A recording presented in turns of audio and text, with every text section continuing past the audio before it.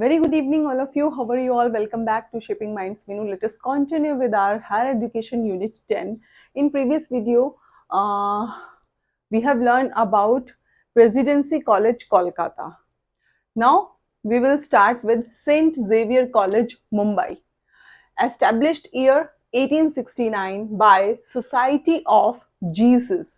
जो Jesus Christ थे, एक तरह से ये माइनॉरिटीज जो हैं उनका हम कह सकते हैं ये कॉलेज उनके लिए था, for minorities people. Okay, so by Society of Jesus, a Catholic religious order known as the Jesuit.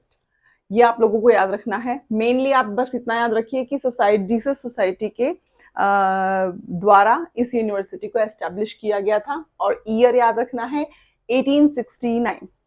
The college was initially affiliated with the University of Bombay.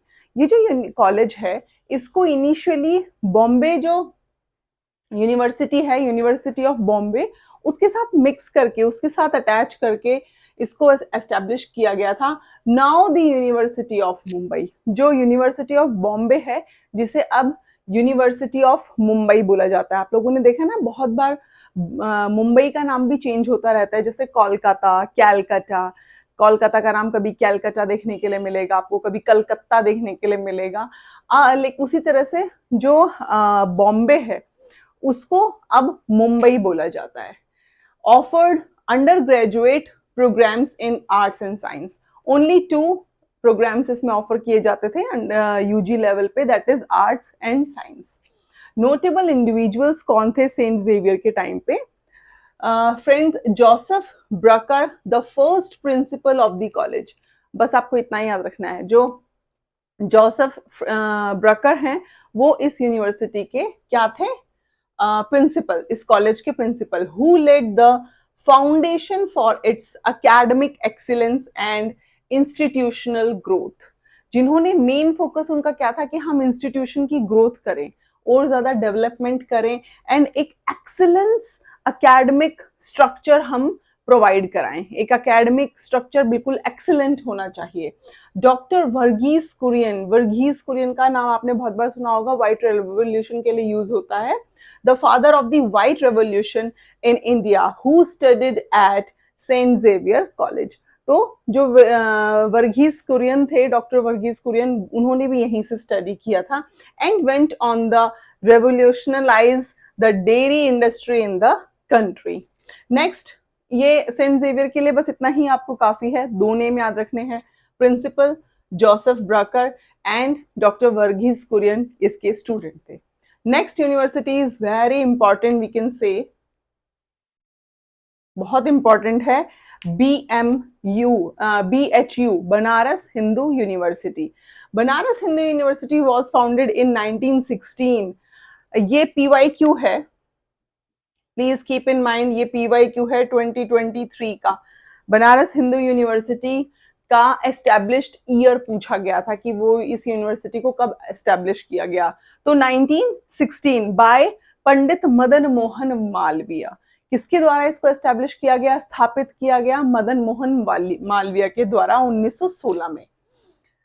Next is a prominent freedom fighter. जो मदन मोहन मालवीय थे वो freedom fighter थे, educationist थे and social reformer थे. Banaras Hindu university offered programs in arts, science, law, medicine, engineering and agriculture also. देखिए, बहुत सारी हमने यूनिवर्सिटीज कवर की, बट एग्रीकल्चर का नाम अब आया है सामने.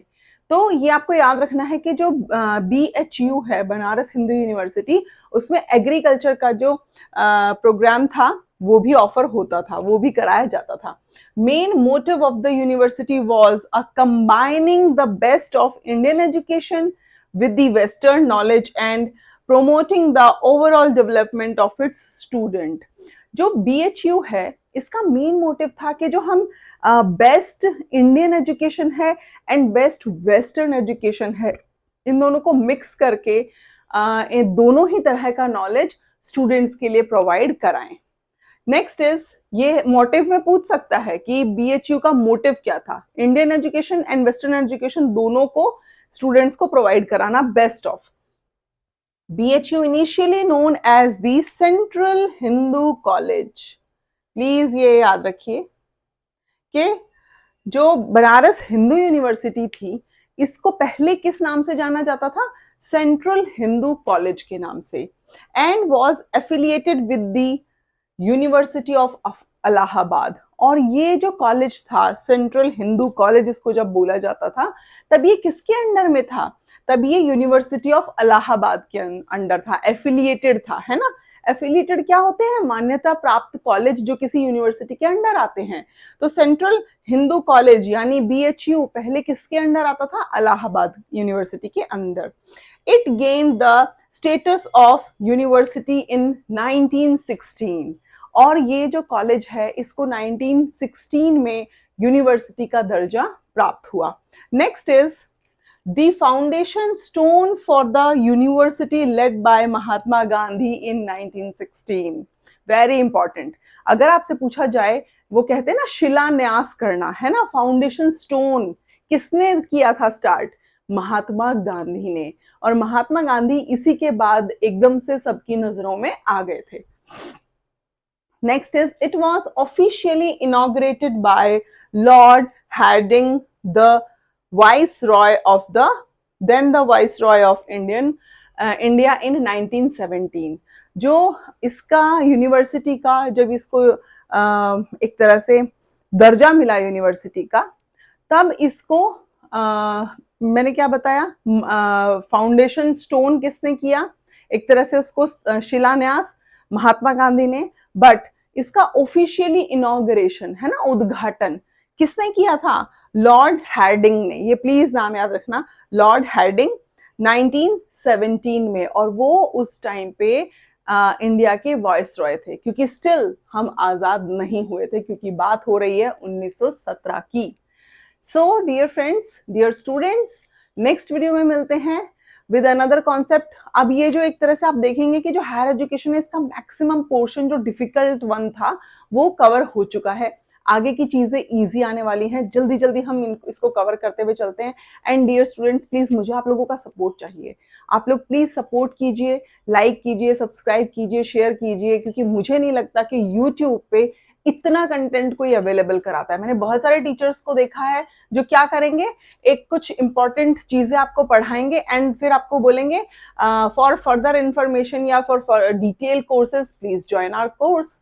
तो मैं वो चीज अभी नहीं करा रही हूँ। हो सकता है आगे जाके मैं भी वो चीजें मैं अपने कोर्सेज लॉन्च करूं, लेकिन एक चीज की गारंटी है कि जितना मैं पढ़ा रही हूँ ना, आपको उसी में से मोस्ट चांसेस हैं कि आपको उसी में से एग्जामिनेशन की प्रिपरेशन आप 95% तक कर लेंगे। जो जो यूनिट मैं कवर करा रही हूँ उसमें से तो मैं कराती चल रही हूँ। आप सभी को पता है, मैंने बोला था डीआई को छोड़ के मैं सब कुछ कवर कराऊंगी।